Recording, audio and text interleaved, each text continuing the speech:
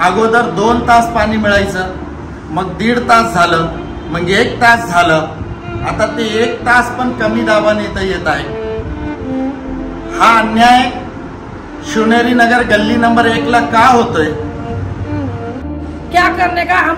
हमको पानी देंगे भरपूर तो हम वोट देंगे, ना तो देने वाले नहीं। 1 घंटा भी मुश्किल से छोड़ रहे हैं, पानी की बहुत प्रॉब्लम है, प्लीज पानी के लिए रिक्वेस्ट है। और यहाँ सब पुराने रहने वाले हैं। अभी हम लोग को पहले 2 घंटा पानी आता था, फिर 1 घंटा 1.5 घंटा हो गया, अभी 1 घंटा पानी हो गया और बिल्कुल प्रेशर नहीं है उसमें। पाइपलाइन की थोड़ी सफाई करना पड़ेगा और पानी का टाइम बढ़ाकर देना चाहिए महानगर पालिका ने। हमारी ये बहुत आपसे निवेदन है, पहले की तरह फिर से 2 घंटा या 2.5 घंटा पानी छोड़ दे। हम शिवनेरी 1 नंबर गली के लोग बहुत परेशान है पानी को लेकर।